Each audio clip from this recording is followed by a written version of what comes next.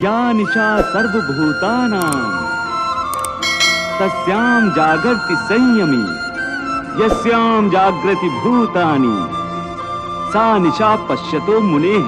हे केशव, जैसा कि तुम कह रहे हो, ज्ञान योग कर्म योग से श्रेष्ठ है, तो फिर तुम मुझे कर्म करने और युद्ध करने का उपदेश क्यों दे रहे हो? मुझे संहार करने की प्रेरणा क्यों दे रहे हो? पार्थ, मैंने ये तो नहीं कहा कि ज्ञान योग कर्म योग से श्रेष्ठ है। मेरे कहने का अर्थ ये नहीं था। तुम्हें धोखा हुआ है। हे पार्थ, जैसे साधारण दृष्टि से देखने पर एक नगर में दो आने वाले रास्ते हों, एक पूरब से आ रहा हो, दूसरा दक्षिण से आ रहा हो, परंतु जिस तरह वो दोनों रास्ते अलग अलग दिशाओं से आते हुए एक ही नगर में पहुंचते हैं, उसी तरह ज्ञान योग और कर्म योग दो अलग अलग साधन हैं, परंतु उनका लक्ष्य एक ही है और दोनों मार्गों से साधक ब्रह्म को ही पाता है।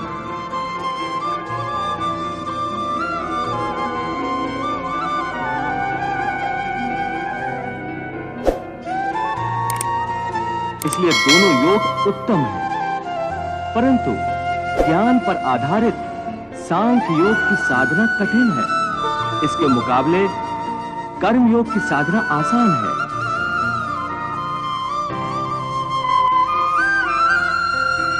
हे अर्जुन, मैंने पूर्व काल में भी इस लोक में रहने वालों के लिए दो प्रकार की निष्ठा कही थी, ज्ञानियों के लिए अथवा सन्यासियों के लिए ज्ञान योग की, और योगियों अर्थात कर्मयोगियों के लिए कर्म योग की। ये दोनों रास्ते प्राणी को भगवान तक ले जाते हैं। लोके अस्मिन् द्विविधा निष्ठा पुरा प्रोक्ता मया नघ, ज्ञान योगेन सांख्यानां कर्म योगेन योगिनां।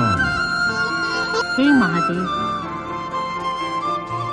प्रभु ये बता रहे हैं कि संन्यास योग हो या कर्मयोग हो, दोनों ही परिस्थितियों में प्राणी कर्म से छूट नहीं सकता। फिर कोई योगी निष्कर्मता की अवस्था को कैसे पा सकता है?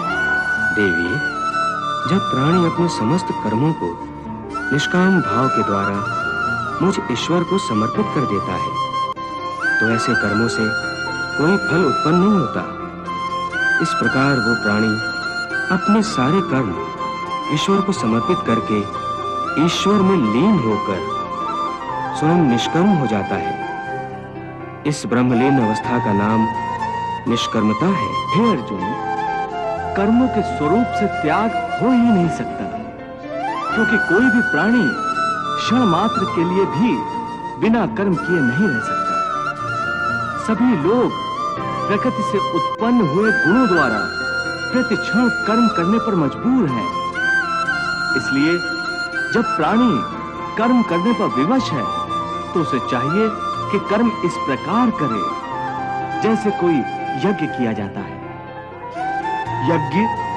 हाँ पार्थ, यज्ञ लोक कल्याण के लिए भी किया जाता है और भगवान की आराधना के लिए भी। इसलिए जब कर्म करना ही है, तो अपने सारे कर्म या तो लोक कल्याण के लिए कर या मेरे निमित्त कर। इससे तेरे कर्म एक यज्ञ के समान पवित्र, कल्याण जनक और दिव्य हो जाएंगे।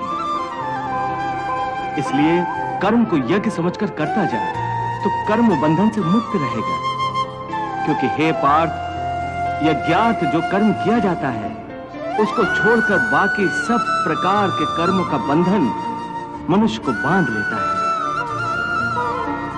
यज्ञार्थात् कर्मणो नेत्र लोकोयम कर्म बंधनः तदर्थम कर्म कौन्तेय मुक्त संगा समाचर।